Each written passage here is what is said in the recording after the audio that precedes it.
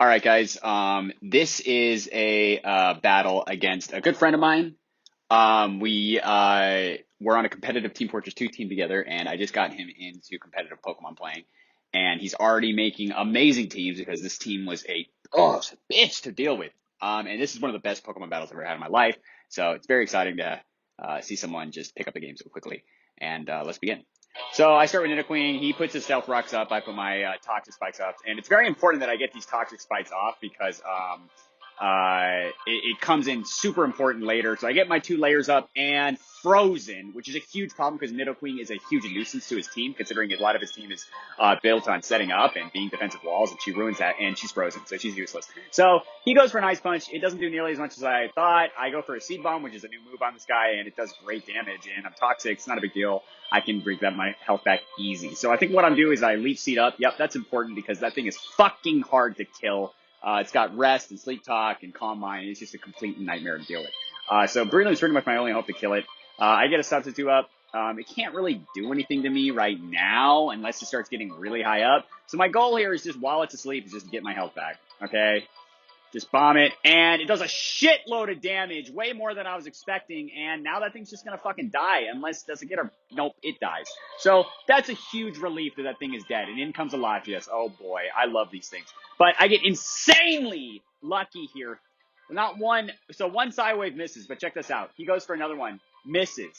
Goes for a third, and unbelievably, it misses 3 in a row. Unbelievably bad luck from him. It's just too bad. But I'm trying. Basically what I'm trying here is I don't really have anything that can kill that thing, so I'm just kind of going for Stone Edges and hoping for a crit, which of course I'm never going to get because I'm super unlucky. And a Reflect. It's like, oh great. Okay, so this thing is just like the uber wall. It's fucking annoying.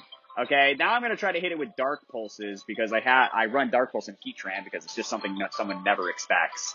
And it paralyzes me, which is fucking super annoying. Okay, so, I am just trying to, yeah, Heatran's kind of a scout Pokemon. He's just trying to figure out what he can do, how bulky that thing actually is, and, it's pretty bulky. I mean, the Dark Pulses are still doing pretty damn good damage, but it's not enough damage where he's not gonna be able to always return with and recover. However, what I think I do here is get him low enough so he's in range so I can finish him off with a Shadow Ball. Okay, and I don't know why I didn't taunt earlier. That was definitely a smart thing I should have done a long time ago. So he's actually hitting his Psywaves now, but I'm doing good damage, but he's just gonna recover. That's the problem. Surprisingly, he goes for a Psywave there. No, I guess he calculated that he could survive one more. Oh, and his taunt was up, of course.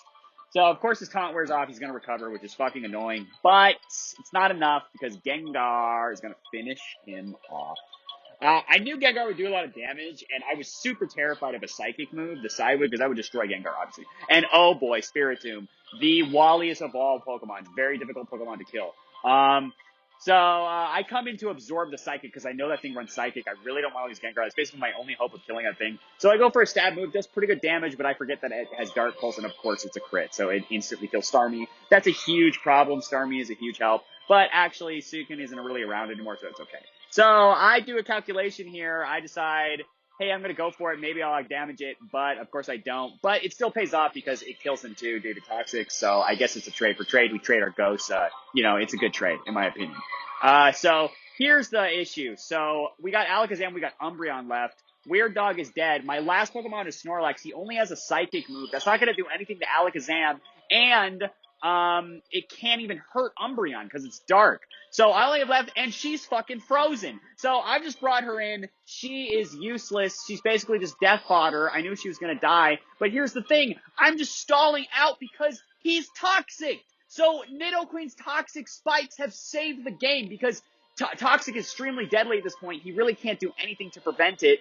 Okay? So the plan is to just stay alive. Just stay alive. I don't even have to kill it.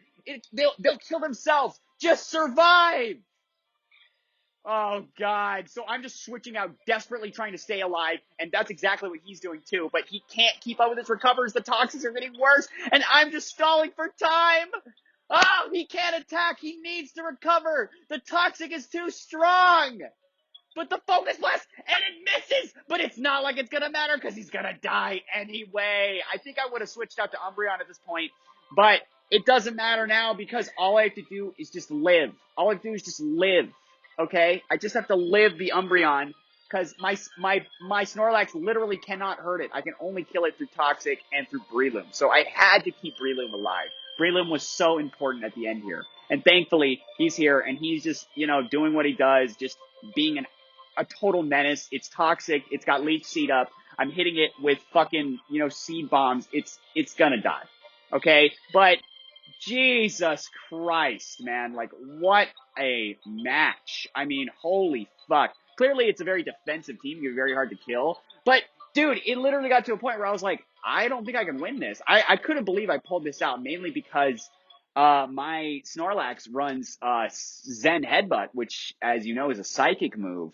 And I was so terrified that it was going to come down to me and the Umbreon. And at first, I thought Nidoqueen was just useless, but she actually is once again my queen because her setting up those toxic spikes at the beginning saved my ass. If the other team was not toxic, if I did not have toxic spike up, I would have lost. It's just as simple as that. I would have lost. Okay? So even though Nidoqueen almost instantly got frozen, she still remains the queen of my team. We stand a queen. We stand a queen.